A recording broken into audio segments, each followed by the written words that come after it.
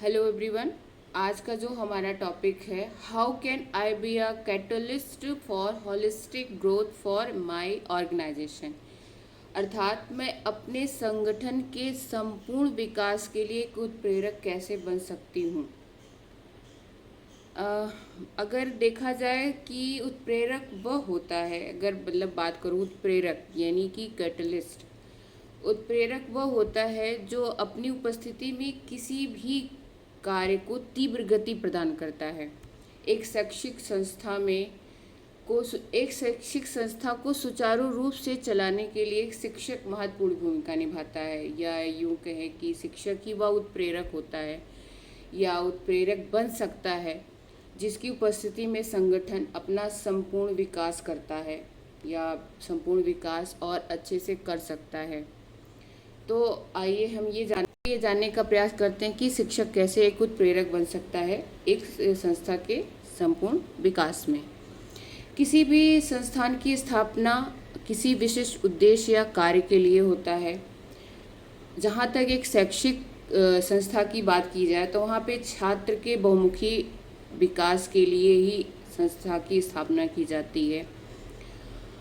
अब छात्र का विकास ही उस संस्था का महत्वपूर्ण उद्देश्य होता है, तो वहाँ पर शिक्षक ही वो भूमिका निभाता है उसके विकास के लिए।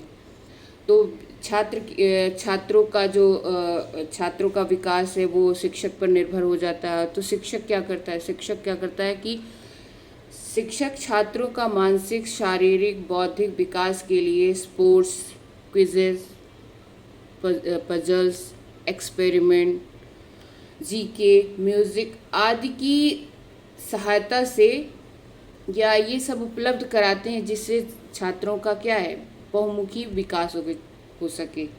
उनका जो जिस उद्देश्य से उस संस्था का स्थापना की गई है वो कामयाब हो सके।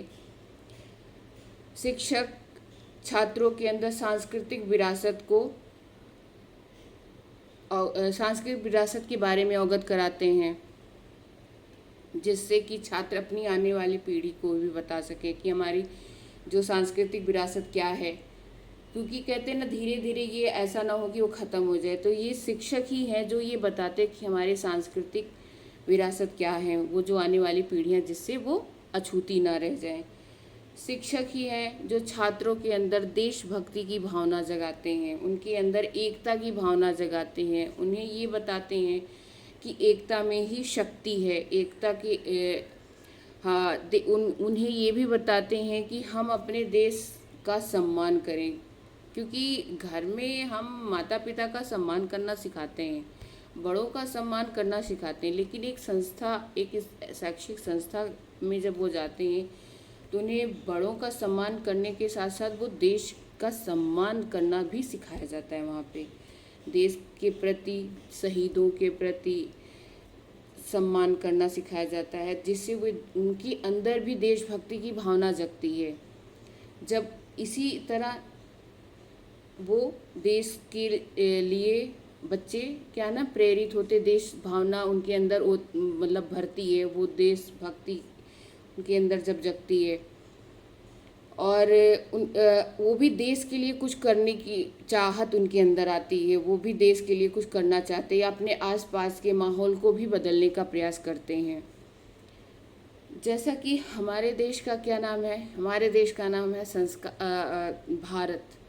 अब हमारे देश का नाम है भारत, तो ये भारत नाम सुनते ही एक देशभक्ति का जज्बा जगता है। तो ये हम स्कूलों से ही बच्चों के अंदर जगता है कि हमारा नाम सुनते ही जो देशभक्ति का जज्बा जगता है, ये स्कूलों से ही और शिक्षकों द्वारा ही उनके अंदर वो भावनाएं जगाई जाती हैं। अब आते हैं स्कूल का नाम। जैसे हमारे स्कूल का क्या नाम है, संस्कार इंटरनेशनल स्कूल। तो संस्कार शब्द से ही ये एहसास जगाया जाता है कि हमारे स्कूल आते ही बच्चों के अंदर एक संस्कार, उनके अंदर संस्कार की भावना जगाई जाएगी। तो वो शिक्षक जगाएंगे उनके अंदर संस्कार।